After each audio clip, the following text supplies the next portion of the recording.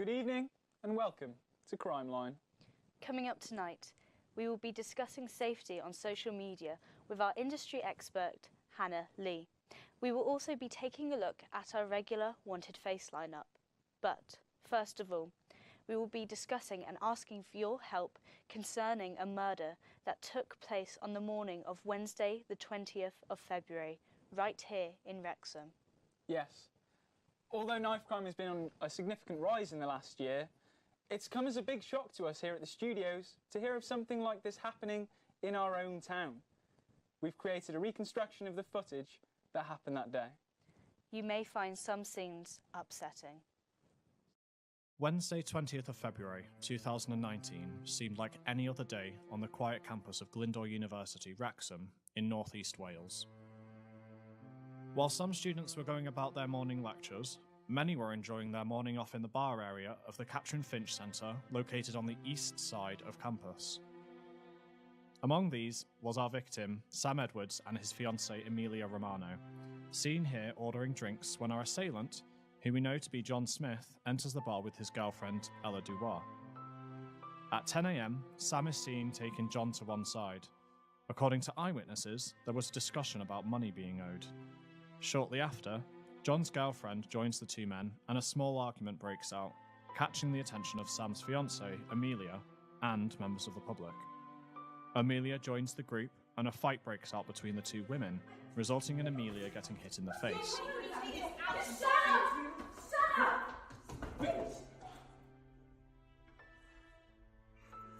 Did you see what just happened? The two men continue to argue until Ella steps in, seemingly causing Sam to lash out at her. Enraged by the attack on his girlfriend, John lunges for Sam with what was later confirmed to be a small vegetable knife. John stabbed Sam twice in the left side of the stomach before he and Ella ran off through the fire exit at the back of the bar and out towards the centre of campus, leaving Sam on the floor and seriously injured. The police and ambulance were called immediately by the security team on site at the time and arrived within 15 minutes.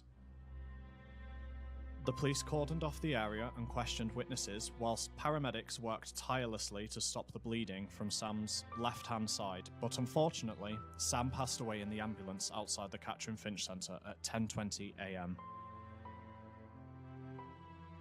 Meanwhile, the two assailants ran from the Catherine Finch Centre towards the Students' Union, located near the centre of campus. Eyewitnesses report seeing the couple argue about which way to go, with Ella reportedly wanting to go back, whereas John wanted to carry on running. The two continued south towards the front of the campus, only stopping to discard John's hat in an attempt to make himself less recognisable.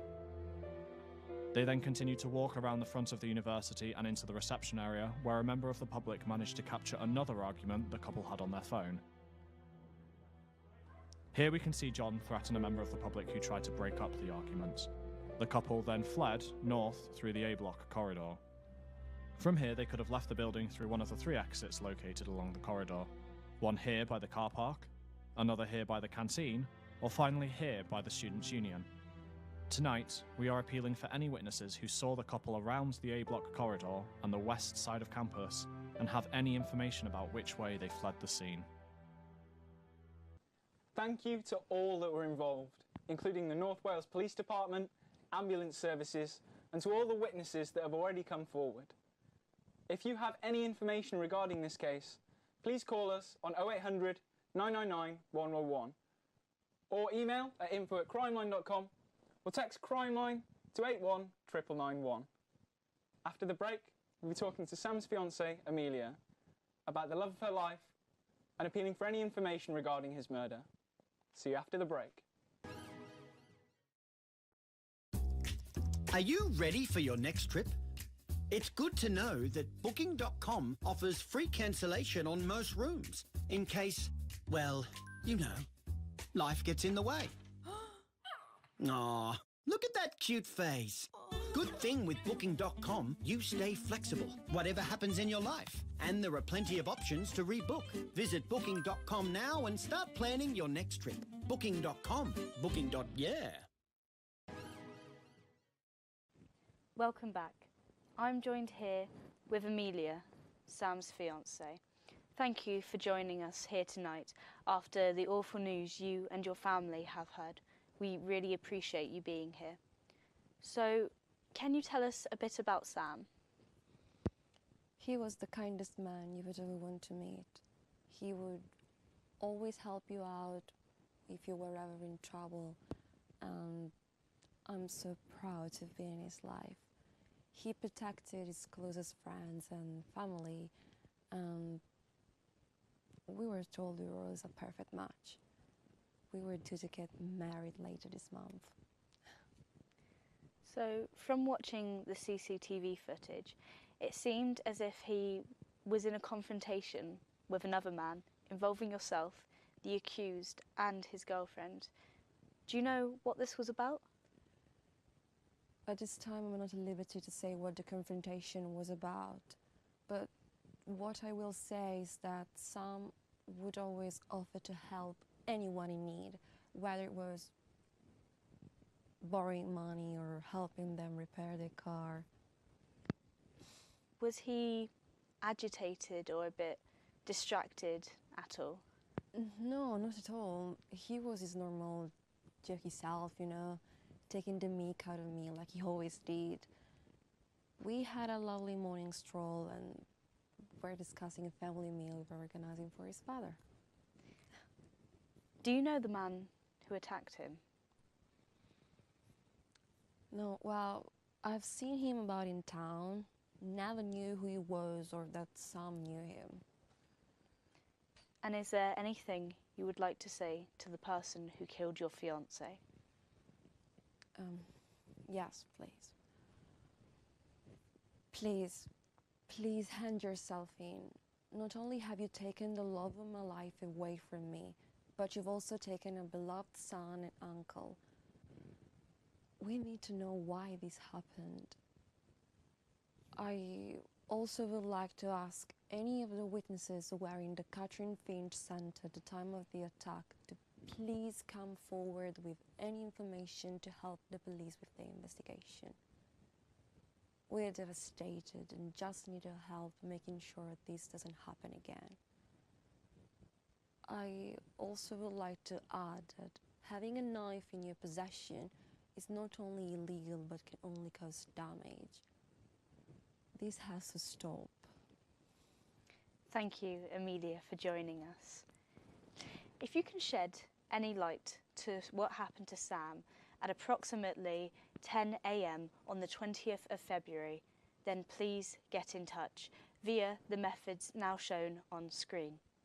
Now, we are having a break, but afterwards we will show our wanted face lineup.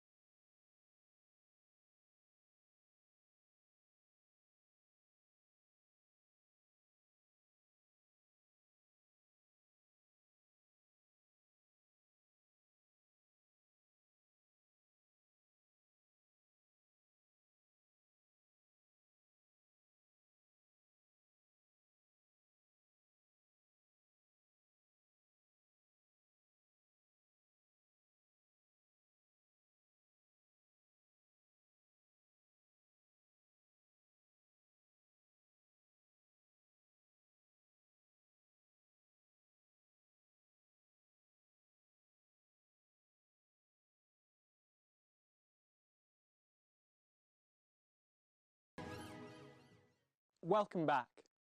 We've received many calls since last week's mugshots, and the police have informed us that they've made 4 arrests as a direct result of the information that you, the viewer, has given us. That is great news, so we're hoping you can help us again this week. First up, we have Stanley Richards, who also goes by the name of Big Stan. He's wanted for theft in multiple retail stores across the town centre. He's also known to be in possession of a small, retractable blade, so the police have advised you do not approach him and instead call 999 immediately. Next up, we have Trisha McGee. She is wanted for breaking into a pensioner's home and assaulting them. She gained access to the property by showing fake ID claiming that she worked for the RSPCA. If you have seen this woman and if she has tried to come into your home, please call 999 immediately. If you've seen any of this gang of 4 men, The police advise do not approach them and instead call the authorities immediately. And lastly, we have Giles Malcolm Jones, also known as Little G. He's a prolific drug dealer around the Roe-Stee area who preys on young teenagers. So please, please advise your children not to approach him and instead tell the authorities right away. He's known to mix certain Class A drugs together, which has led to fatal results. If you know any of these people, if you know where they're staying, then please contact us on 0800 999 101 or text Crime Line to 81991. After the break, we'll be talking to our industry expert, Hannah Lee, about how to stay safe on social media. What day is it? It's my birthday.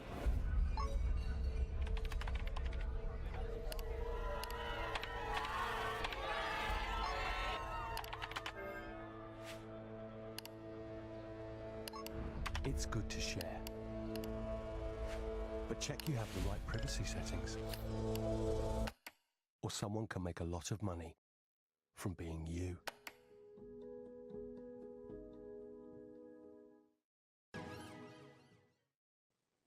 Welcome back to Crime Line. We are joined by industry expert Hannah Lee, and she will be talking about safety on social media.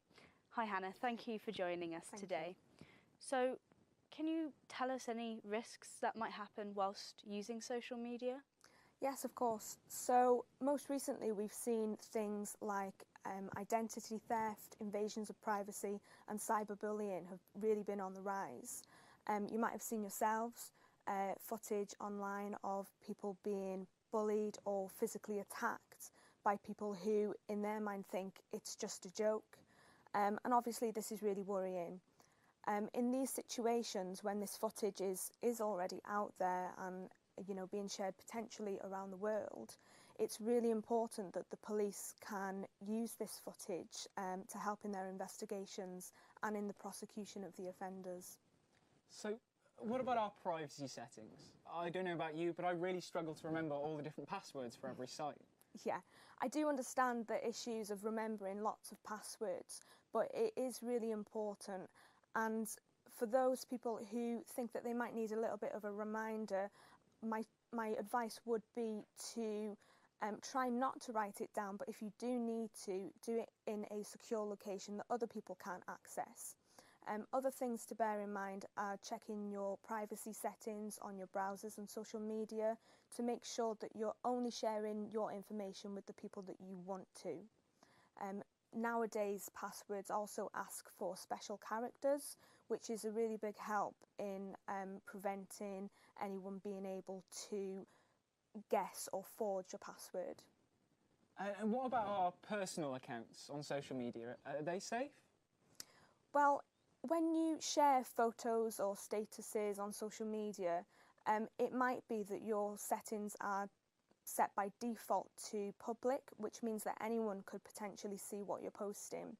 If this is the case, you can change your settings to make your content more private, but I would also advise people to think about the type of information that they're sharing.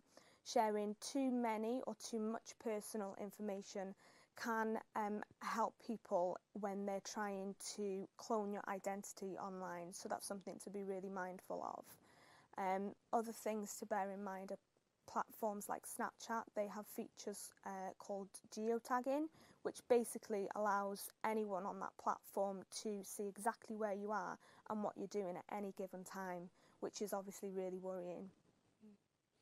So thank you, Hannah, for all this information. Will this be available on your website so that the public can see all these aspects? Yes, it is available on my website. It's www.staysafe.org. Okay. Thank you again for your time. Thank you. And remember, if you've seen anyone that we've had on the show tonight, please don't hesitate to call us.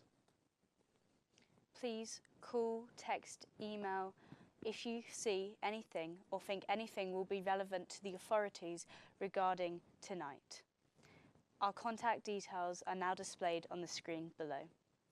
Thank you for joining us, and we will see you again at 9 o'clock next Thursday.